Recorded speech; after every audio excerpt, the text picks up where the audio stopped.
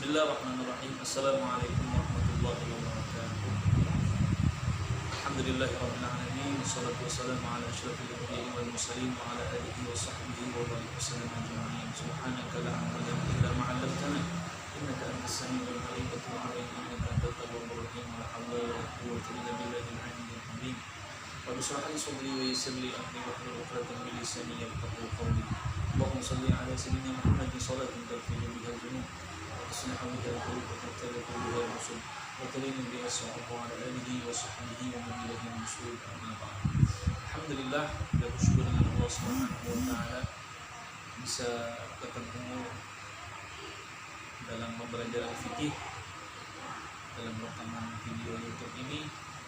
Untuk kali ini Bapak akan menjelaskan pembelajaran fikih. Yang perlu kita ketahui atau kalian ketahui adalah fikih itu maknanya adalah fuqaha, fikih yang perlu difaham.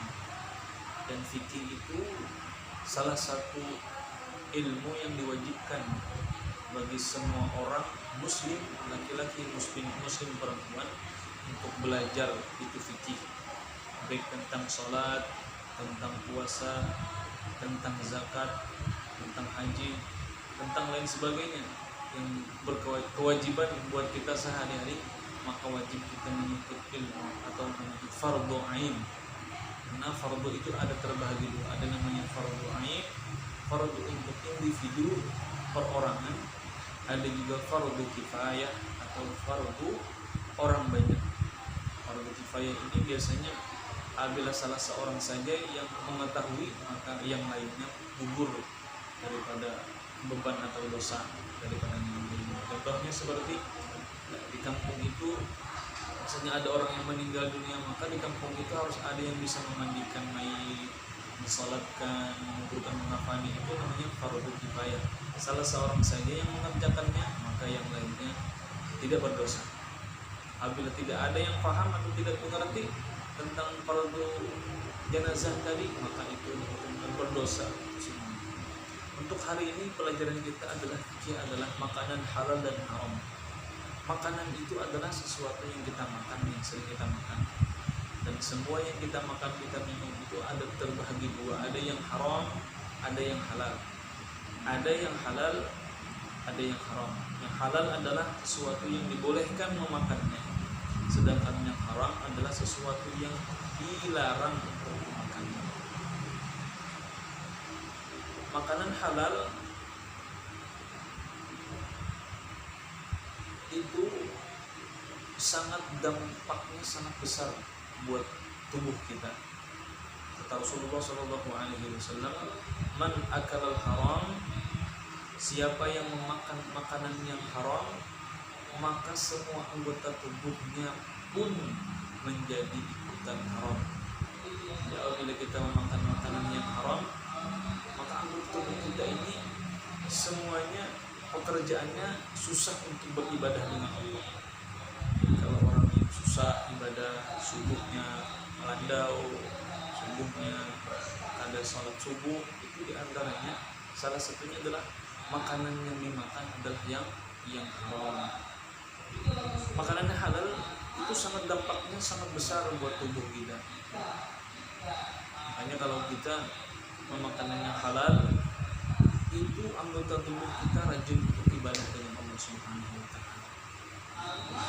Karena halal dan haram itu nanti ada dengan cara mendapatkan makanan itu, terus makanan itu dari mana, airnya dari mana, bendanya dari mana, itu yang menjadi memungkinkan jadi makanan itu menjadi halal ataupun haram. Agama Islam telah memberikan aturan-aturan yang sangat jelas dalam Al-Quran dan hadis. Al-Quran itu adalah perkataan Allah Subhanahu wa taala yang dibukukan di Al-Quran. Sedangkan hadis adalah perkataan Rasulullah SAW yang menjadi landasan hukum bagi orang muslim dan muslimah. Jadi landasan hukum kita ada dua, Al-Quran, Al-Hadis. Yang pertama Al-Quran. Kalau ada di Al-Quran, cari di Al-Quran. Kalau tidak ada, cari di Al-Hadis, hadisnya Rasulullah. Kemudian cari di Qiyas, kemudian baru ijma' ulama. Itu hukum tentang makanan dan minuman yang halal. Dalam Al-Quran disebutkan bahwa kita disuruh makan makanan yang baik dan meninggalkan makanan yang tidak baik atau yang haram. Allah berfirman dalam Al-Quran surah Al-Maidah ayat 4, A'udzubillahi minasyaitonir rajim. Bismillahirrahmanirrahim. Yas'alunaka madza uhilla lahum qul uhilla lahum thayyibat. Kata Allah Subhanahu wa taala, mereka bertanya kepada Muhammad, apakah yang dihalalkan bagi mereka? Katakanlah yang halal bagi kamu sekalian adalah makanan yang baik-baik. Terus dalam Al-Quran adalah mereka bertanya dengan Nabi Muhammad SAW, siapakah Nabi Muhammad? Nabi Muhammad ini adalah sosok manusia yang dicintai Allah Subhanahu wa taala, kekasihnya Allah Subhanahu wa taala. Dan kita berkewajiban mencintai Rasulullah SAW. Kenapa? Karena Allah Subhanahu wa taala sangat sayang dengan Nabi Muhammad SAW. Makanya gelar Nabi Muhammad itu adalah Habibullah, kekasihnya Allah Subhanahu wa taala. Orang yang menyayangi Nabi Muhammad, maka Allah sayang dengan orang tersebut.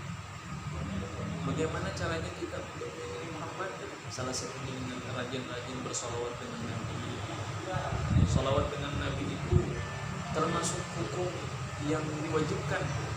Hanya kalau orang sholat tidak bersalawat dengan Nabi, maka sholatnya tidak sah. Dan salawat itu tidak perlu memakai tata cara, tidak perlu memakai guru, tidak perlu memakai lain sebagainya. Cukup dengan Allahumma sholli ala sayyidina Muhammad, maka kita pun dapat pahala yang berlipat ganda. Kata Rasulullah sallallahu alaihi wasallam, "Man shalla alaihi salatan sallallahu bihi asyran." Barang siapa, kata Rasulullah, yang bersalawat denganku 1 kali, maka Allah bersalawat kepadanya 10 kali. Lipatan gandanya luar biasa subhanallah. Jadi minimal kita di rumah, dimanapun kita berada, jangan ditinggalkan salat. Minimal paginya 10 kali, sorenya 10 kali. Orang yang rajin bersalawat dengan Nabi, maka hidupnya tidak akan melarat. Sekali lagi, orang yang bersalawat dengan Nabi, hidupnya tidak akan susah selama-lamanya. Tapi kalau orang yang malas bersalawat dengan Nabi, hidupnya susah. Kenapa? Karena Rasulullah itu adalah kekasihnya Allah. Bahkan dalam riwayat disebutkan, Allahul mu'ti wa ana qasim. Allah yang tugas Allah memberikan rezeki, tetapi kata Rasulullah, aku yang tukang bagi-bagi rezeki. Dan salawat itu diumpamakan seperti kita air segelas yang sudah penuh dengan air, kemudian kita berikan salawat dengan Nabi. Seumpama salawat itu air, maka kita tambah air tersebut, makin banyak air tersebut. Akhirnya membludak keluar. Siapa yang dapat limpuarnya atau siapa yang dapat daripada hibak banyu itu adalah orang yang rajin bersalawat.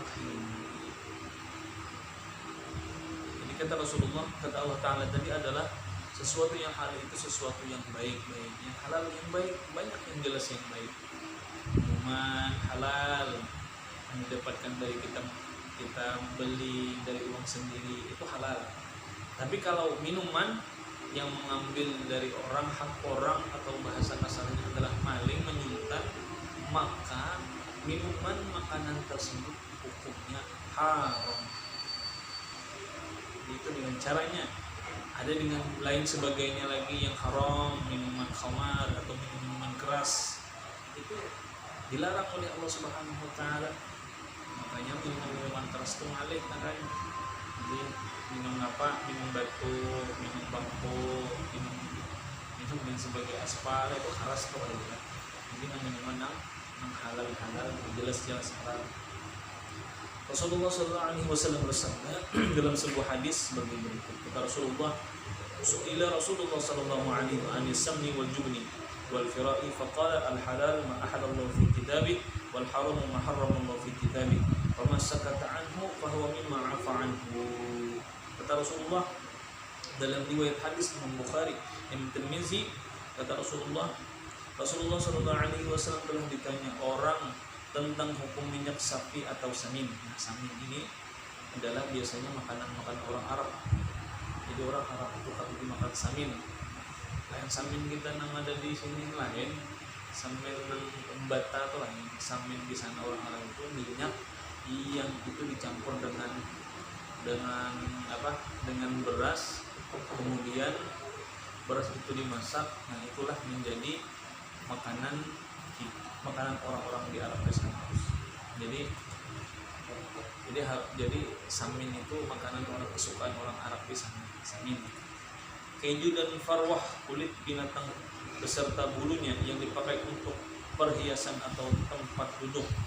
Jawab beliau, barang yang dihalalkan oleh Allah adalah dalam kitabnya adalah yang halal, dan barang yang diharamkan oleh Allah dalam kitabnya adalah haram. Dan suatu tidak diterangkan, yang maka itu termasuk dimaafkan sebagai dimudahkan bagi kamu. Ada berbagai macam makanan, pakaian yang haram, ada yang halal. Kalau misalnya bulu domba dijadikan pakaian itu halal. Tapi kalau bulu anjing atau bulu babi dijadikan untuk pakaian atau perhiasan, maka itu haram. Sudah jelas dalam Al-Quran yang namanya anjing dan babi itu hukumnya haram. Kenapa anjing dan babi itu hukumnya haram? Karena anjing itu mengandung sifat-sifat yang terbaik. Babi pun mengandung bakteri atau penyakit yang berbahaya buat tubuh kita. Makanya kita dilarang untuk dimakan makanan tersebut. Beda dengan orang-orang kafir, tapi makanannya seperti kambing, dan sebagainya. Jadi yang jelas buat kita adalah makanan yang halal itu adalah makanan yang baik, yang menyehatkan, kemudian yang jelas, yang didapat dari sendiri, bukan didapat dari yang lain. Jadi yang halal itu banyak. Air putih halal, khamar haram. Atau misalnya bisa juga jadi haram air putih yang kita dapat di jalan. Melihat ada banyu di jalan, aqua misalnya diambil diminum, nah itu termasuk. Ada perkataan ulama yang mengatakan subhat. Subhat itu adalah bainal haram wal halal. Artinya barang itu tidak haram, tidak halal, tapi tidak jelas. Makanya kalau yang tidak jelas tidak usah dimakan ataupun diminum, tinggalkan saja. Dak ma yaribuk ada ila ma la yaribuk. Tinggalkan yang ragu-ragu, dekatkan dengan keyakinan. Rasulullah sudah jelas. Kalian pasti sering mendengar dan mengerti bahwa agama Islam datang dengan ajaran yang sangat baik dan sempurna. Islam itu datang rahmatan lil alamin. Islam itu penyempurna agama-agama yang lain. Makanya ketika Rasulullah SAW datang ke dunia, maka Allah Subhanahu wa taala mensyariatkan, mewajibkan semua Nabi dan Rasul ikut ajaran Nabi Muhammad SAW. Nabi Muhammad ini adalah seorang Nabi yang datang badudian yang terakhir, tetapi beliau menjadi imam ataupun menjadi ikutan para nabi-nabi.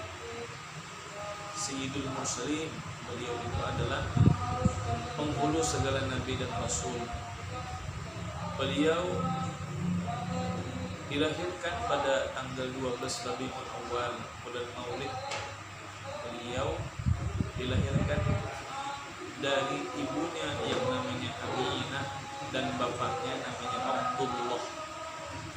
Jadi kalau ada orang-orang di sana yang di luar sana yang mengatakan abah Nabi Muhammad, ibu Nabi Muhammad masuk neraka, jangan diikuti. Itu ajaran sesat. Abah Nabi Muhammad, mama Nabi Muhammad itu adalah orang muslim. Kenapa? Karena namanya abah Nabi Muhammad atau bapak Nabi Muhammad itu Abdullah.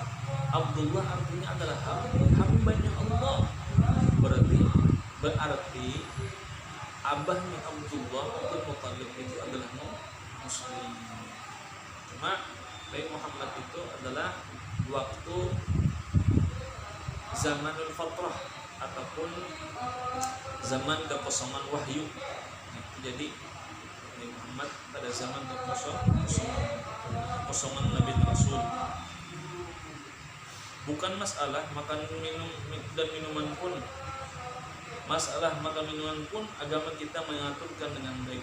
Makan dan minum saja Islam mengatur sedemikian rupa. Bagaimana Islam itu adalah sempurnanya agama Islam. Makanya kita bersyukur dengan Allah, kita diberikan Allah Ta'ala agama-agama Islam. Allah berikan taufik hidayah dengan kita sehingga kita dapat mengecap agama Islam. Bersyukur kita dijadikan orang muslim. Makanya kata guru bapak dulu, kalau kita bangun tidur itu kita bersyukur dengan alhamdulillah Allah Ta'ala jadikan Nabi Muhammad saat ini. Allah Ta'ala berikan kepada kita kesehatan, keafiatan, sehingga kita bisa masih beragama Islam.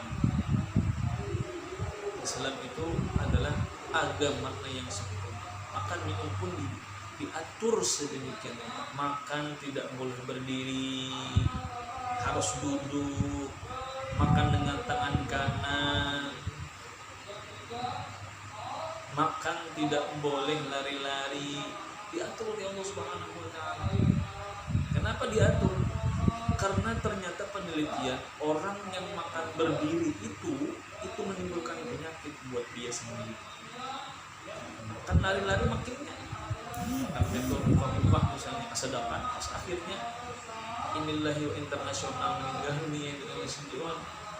Jadi disuruh kita duduk, makan lagi, makan, jangan sambil bicara. Kenapa? Karena kalau orang makan sambil bicara nanti kesedakan. Makanya makan tuh harus tenang, duduk, minum duduk, biasakan duduk. Sunnah-sunnahnya. Kenapa? Man ahya sunnati faqad ahabbani wa man ahabbani kana ma'i fil jannah, kata Rasulullah. Barang siapa yang menghidupkan sunnahku, maka orang itu cinta dengan aku, dan barang siapa cinta dengan aku orang itu, maka orang itu akan bersamaku di dalam surganya Allah Subhanahu wa Ta'ala. Jadi kita dianjurkan untuk makan ala cara Nabi Sallallahu Alaihi Wasallam. Kalau orang-orang salafus saleh itu makannya pun ada tata caranya duduknya. Duduk seperti ini biasanya kan. Nah, duduknya muttaqian. Ini tumitnya yang sebelah kiri ini di pantat, sedangkan ini duduk seperti ini. Nah, ini ada sebagian ulama yang makan seperti ini. Makan dengan tangan kanan. Itu pun dianjurkan oleh Nabi Muhammad SAW. Islam memerintahkan kepada umat untuk memakan makanan yang baik saja dan meninggalkan makanan yang jelek tidak baik. Kalau makanan yang jelek sudah otomatis kita perlu dimakan, karena makanan yang jelek itu menimbulkan mudarat buat kita, menimbulkan bahaya dengan anggota tubuh kita. Jadi kalau makanan yang jahat atau makanan yang haram itu menimbulkan kita malas beribadah dengan Allah Subhanahu wa Ta'ala. Kesimpulannya hari ini adalah pembelajaran kita dalam masalah makanan halal dan haram adalah yang pertama, Allah Ta'ala berikan kepada kita sudah kejelasan dari Al-Quran dan Hadis bahwasanya makanan yang halal dan haram itu sudah jelas penjelasannya, kemudian pun jelas daripada